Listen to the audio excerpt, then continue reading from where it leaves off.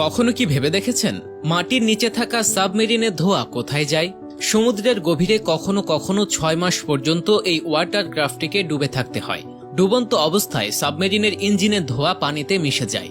এমন নানান কৌতূহলী প্রশ্ন আছে অনেকের মাঝে।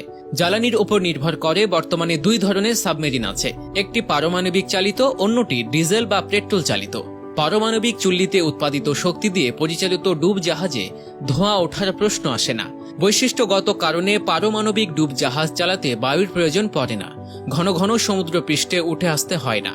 কিন্তু ডিজেল ইলেকট্রনিক সাবমেরিনটিকে সমুদ্র পৃষ্ঠে উঠে আসতে হয়, এমনকি ধোঁয়াও ছাড়তে হয়। তবে সবসময় যে ধোঁয়া নির্গত হয় বিষয়টি তেমন নয়। ডিজেল চালিত সাবমেরিনে সাধারণত একটি কিংবা 2টি ইঞ্জিন লাগানো হয়। যখন এই ইঞ্জিনগুলো চালানো হয় তখন বাতাসের প্রয়োজন পড়ে, তখন সাবমেরিনটিকে উপরে আসতে হয়।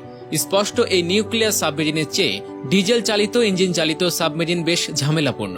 এজন্য ডিজেল ইঞ্জিনটি কেবল সমুদ্রের উপরে চালানো হয়, আর সমুদ্রের গভীরে এটিকে ব্যাটারি চালিত মোটর দিয়েই চালানো হয়।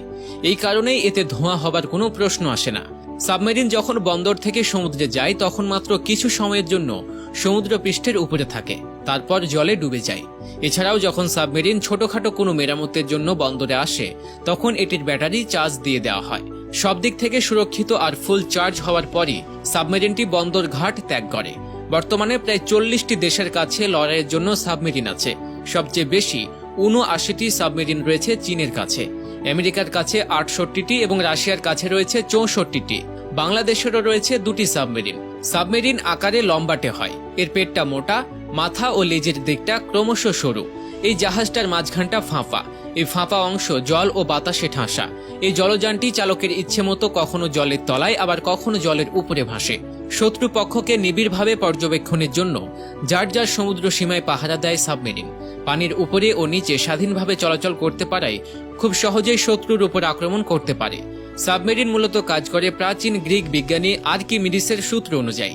ব্যালাস্ট ট্যাঙ্ক থিওরির উপর ভিত্তি করে প্রবলতার সূত্র অনুযায়ী একটা বোতলের ভেতর যখন বাতাস থাকে তা পানিতে ভাসে, আবার বোতলের ভেতর পানি ভরা হলে তা ডুবে যাবে। পানির নিচে ডুব দেওয়ার জন্য সাবমেরিনে কতগুলো ব্লাস্ট ট্যাঙ্ক থাকে।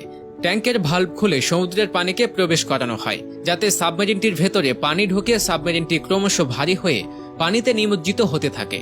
আবার উপরে ওঠার দরকার হলে সাবমেরিনটির ভেতরে থাকা কম্প্রেসড এয়ারের মাধ্যমে পানিকে বের করে দেয়া হয়, ফলে সাবমেরিনটি হালকা হয়ে পানির সারফেসে চলে আসে। তবে এক্ষেত্রে সাবমেরিনের ভেতরে কোনো প্রকার চাপের পরিবর্তন হয় না, কারণ এতে উন্নত মানের স্টিল এবং টাইটেনিয়ামের মতো ধাতু ব্যবহার করা হয়। আর সাবমেরিনের পেছনে প্রোপেলার থাকার কারণে এটি সামনের দিকে এগিয়ে যেতে পারে।